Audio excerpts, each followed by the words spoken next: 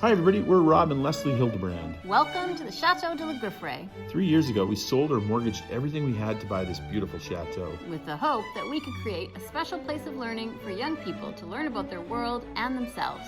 It's been an amazing adventure so far, with so much more to come. So come along with us as we wake this sleeping beauty and restore her to her former glory. Hey everybody, it's your old friends Rob and Leslie from the Château de la Grifferaie.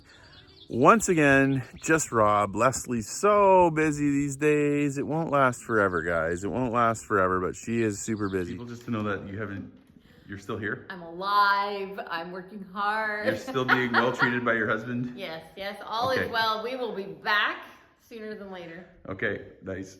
So it's just me shooting the video today.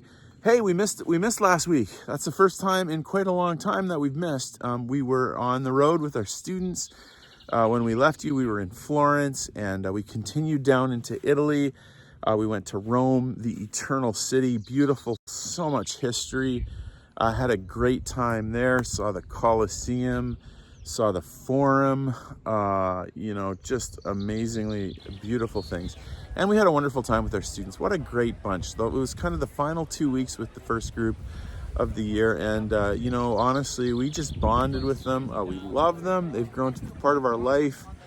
We miss them, and yeah, it was a great time. So this B&B was called Vatican Terrace, and we have several rooms, and then we have this. It's a terrace. Super cool place to hang out. Nice. I think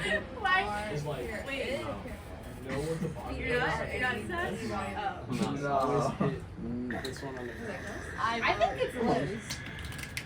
I vote Liz. All right, take your vote. If she spelled it right, I was gonna.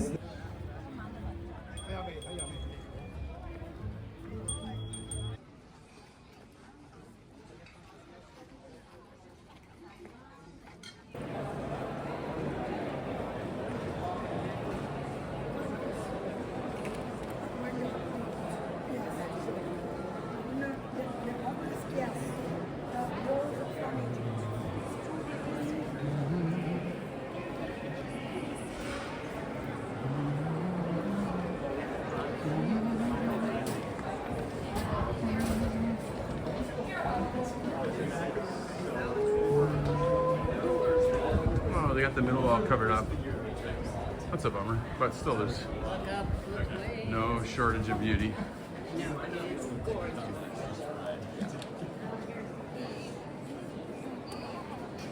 Oh.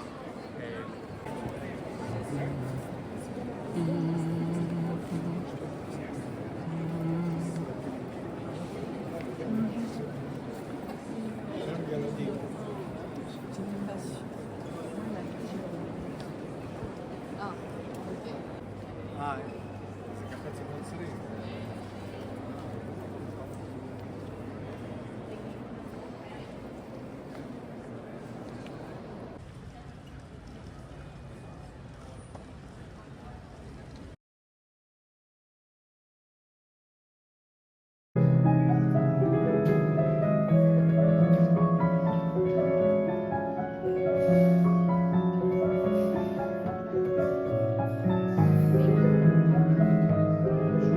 This is amazing. I never had parking like this in Rome before.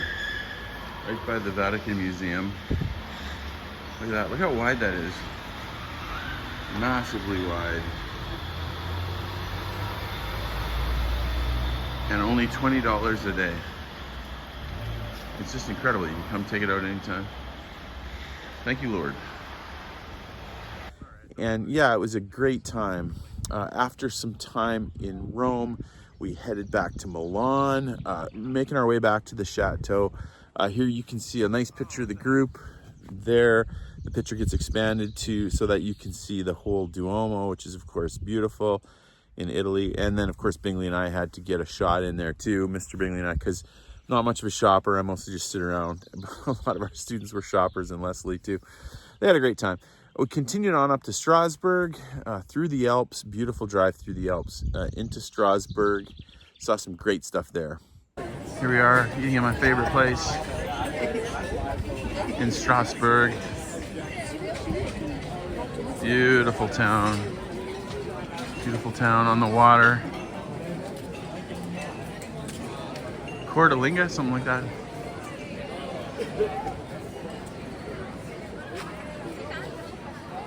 One of the amazing things about Strasbourg is the cathedral. It was the tallest building in the world for a couple hundred years.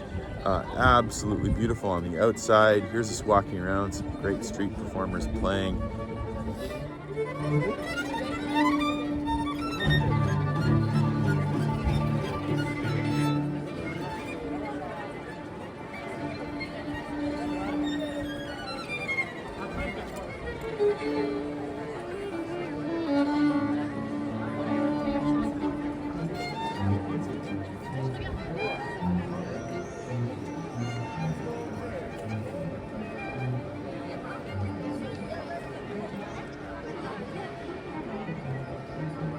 And the music is just as beautiful inside. I decided to go for a service. It was Sunday, so we sat in on a service for a bit, and you could hear a magnificent organ player. The song was a bit muddy, but the player was good, and the organ was also quite impressive.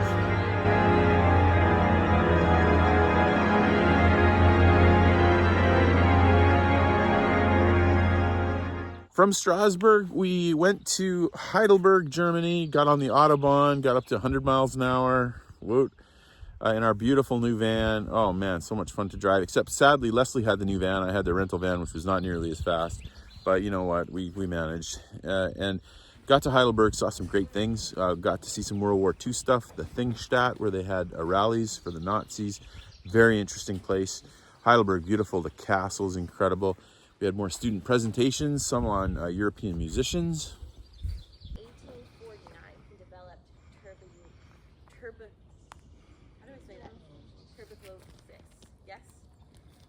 And then throughout this serious illness, he produced the body of his work, which actually larger form. And that was just a lovely location for a presentation. I mean, my goodness. I really, guys, I really like this model of education. You're living together, you're communing, you're talking about stuff. This particular class the students were taking was called European Cultural Geography. So we're driving around Europe and you're seeing how people live and how they eat and how the roads are and how the homes are. It's just an eye-opening experience. Study abroad is just a wonderful thing. And this chateau, by the way, is so perfect. The students love traveling, but you know, as we got going, a lot of them were like, oh, if we could just have one more week in the chateau. And I was kind of feeling that too, you know, because these guys grow to be part of your life. And then eventually we dropped them off at the airport, and it is the very definition of the word ambivalence. Now, ambivalence is not the same word as apathy. Apathy means you don't care. Ambivalence is when you feel two strong emotions that are in conflict with each other at the same time. And that's exactly what we were feeling, because you love these guys, and they, you know, each one of them, you understand their quirks and their nature and, you know, all these things. And yet at the same time, we're tired. We're tired because, you know, we've been working for a couple months without a break. And so it was wonderful to get back to the chateau for only a couple days. And then we had to start working on stuff. The hedge is actually coming back. There are some parts that look downright healthy, but of course you can see the weeds. Now that it's shorter, it doesn't seem to be able to compete with the weeds quite as well. So we're gonna take a shot at getting some more weeds out here. Look at how well the roses on this side are doing. My goodness, beautiful, beautiful, beautiful. Hopefully the others will come too. There's still some spots of the hedge that are a little bare and have not come back very much. That one right there, for example. But look at the weeds, eh? Man, we just got to get on top of this. Good news though, the hedge is living. The hedge is living. We've held the caterpillars at bay for now. Better. Not perfect. Lots of weeds in there still, but we knocked them down. And those weeds are gonna have to battle the sun now. So hopefully the deeper roots of the hedge will give it an advantage. You know, we just need a week. You just need, well, a week or more people to get in there and actually pull all the weeds out from the inside of the bush. But one step at a time. Guess what? It is coming back. Yeah. I'm very excited about that. I think it's looking great. Also, the little roses that, you know, we've kind of discovered as we've kind of tried to wake up the whole hedge and everything, they are starting to come along beautifully. They're getting bigger and they're blooming this year. Look how good they're doing in the middle. Yeah, they're looking good. So because you know they're kind of just haphazardly plunked in there, I'm wondering if some of you remember that one picture that we had of showing the big back rose garden, there was like tons in beds back there. I'm wondering if these are sort of residual ones that sort of were still living. They were like leftovers that And somebody then- grabbed and popped in here. Well, and then when they decided to just make that grass, they took them out and plunked them over here. 'Cause Yeah. some of them are pink and some of them are red, and not sure I love that. Maybe you'll move them back someday. And maybe. They're not very even right now. The other ones on the left are doing good and the ones on the right not. But anyways, progress. They're just little. Yeah. There was less over there. Yeah, and who knows, they may have been, cut out. As you know, we've had some friends help us with this square, and it is just so wonderful to have it sand again and not overgrown by weeds. But, we were gone for a couple weeks with the students, and you can start to see that the weeds are making inroads, and so we want to stay on top of it, some spots more than others. And so what we're going to do is we're going to spray them. Our last spray was we used the vinegar salt method that some of you have recommended, and it sort of worked, not completely, but we'll probably use that a lot, and we'll get better at using it. But we're going to take a shot at Roundup this time.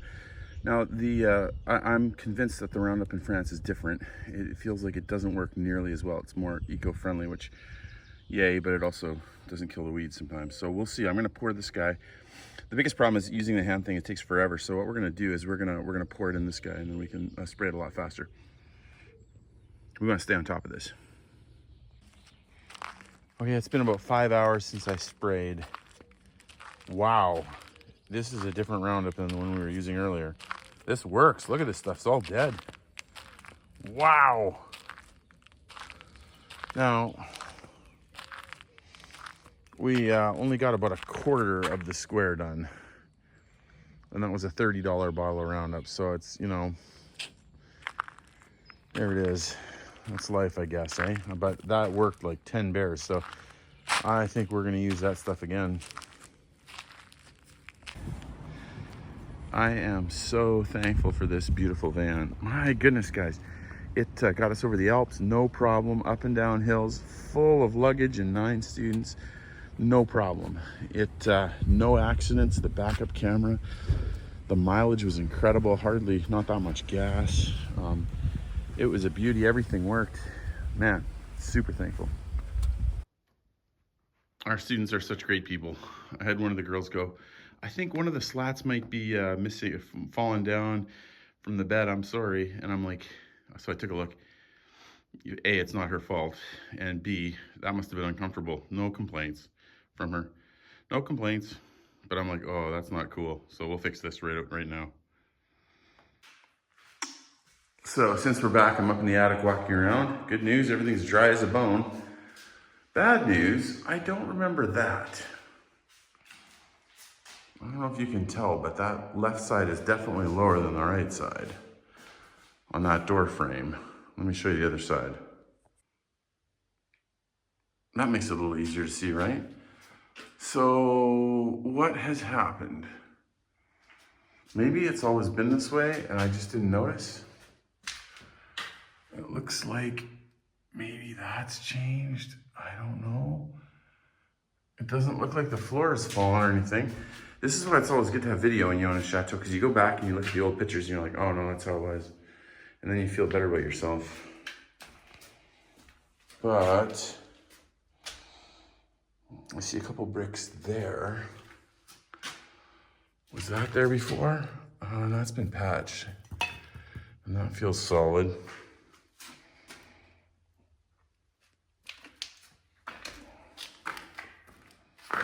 Yeah, I don't know. We're gonna have to go back and take a look. I don't know what I would do about that. I don't know how that would have fallen. But it definitely does not look straight. I am one floor down, and this one maybe looks a little crooked. Not terrible, but crooked. So I thought, well, let's go ahead and take a look. We'll come in here. That's me, hello. And we'll see if this door still shuts. Will it shut? Perfectly. Well, perfectly recently. So that hasn't changed. I mean, at some point I or someone else you know, adapted that. So it has changed, you know, in the last 150 years, but not in the last couple of years. A couple of videos ago, I showed you guys our $80 barbecue, which has been doing great. You know, it's a little tough to get 25 people cooking on here, but you know, it was doing okay. And then of course I guess they're called flavor bars or something. They were all rusting out. And so I decided to try to make some with a tin foil. And you know, honestly, they worked okay. I mean, there was cooking. But then it was nice. We had an old friend who wrote and said, hey, you know, I'd like to help you guys out. You can, well, first of all, you can buy new flavor bars, which we will. But also he goes, I'd like you guys to be able to get a new barbecue. And so he sent us funds to buy a barbecue, which we did. Thank you very much. And cooking for 25 is going to be much easier now. Because not only can we use this new one, which is great, but also we'll buy the flavor bars for the old one, and we'll be able to cook for all the people. It was a little challenging, but this is gonna be a lot of fun. Thank you very much. And also, this is fun. We're gonna run it off butane instead of propane, because our ovens are all butane downstairs and the heaters are butane, and so it just makes sense to have, you know, to consolidate those. And if you run out, you have extra. So very super thankful, and gonna try a little pork chops and beef tonight. Well, this is great. Look at how fast it's heating up. Incredible. And fun to have a heat gauge again. It's been a while. This is cool too. It also came with like you can have the conventional barbecue, or you can put in the steel plate in case you want to, like cook vegetables or bacon or something like that. So that's gonna be fun too. You can fry things. I haven't cleaned it, but it's gonna be awesome. With a couple days left in the Château, our dishwasher stopped working. Now, we are so lucky to have a commercial dishwasher. We got lucky. Thank you very much to the British hotel and restaurant that bought this a long time ago. And so we love it, but it stopped working, and I'm trying to figure out what exactly is wrong. Now, to solve a problem, you've got to understand the problem. Now, again, if this was in the United States, I would just, you know, go on my computer and I would find a repair company, we'd call them, they'd come right out, get it fixed, and we'd be back in business. Here, I need to figure out who even does this. And so I don't know, and we're not in a huge town. What I did do is I went to our bakery and asked who services their commercial stuff, and they gave me a suggestion. So I'm gonna go call those guys, but first of all, I'm gonna take a quick look, see if I can figure it out to myself. I'm gonna try to figure out why it's broken. Now, it trips the breaker at a certain point. It hasn't tripped yet, it's still working. I've done one load, so let's keep going and see if we can figure it out. Well, this is my 6th load, and it's still working, so I don't know. Not exactly sure why, but maybe they were doing something wrong. We running some vinegar through to descale it. Maybe that'll help a little bit, who knows.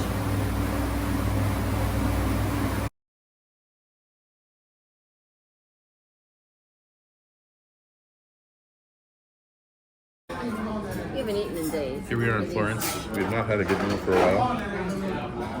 We got a little bit of a charcuterie. We're not gonna be able to show this on video because there's so much food. We got the tasting menu, and so now the second course has come out, and it's a lot. Did you catch any of it? Ribollita. With white beans. This one I don't remember. This was a penne. A penne. This is, I believe I said, a soup. Soup. But my goodness, there's gonna be a lot of food here.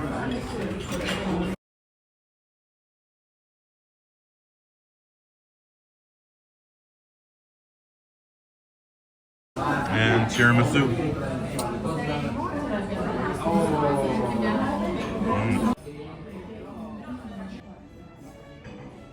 You know, this next week's video, we'll start getting back into the swing of the thing, showing you stuff, and hopefully you'll enjoy that. The videos should start to come to be more regular now that we're back for a couple months. And yeah, thanks for coming along with us on this journey, and big shout out to our students. You know, we miss you guys, and hopefully we'll see you again out here someday. And for the rest of you, you know, I hope you're having a good summer, and we'll watch again. See you later.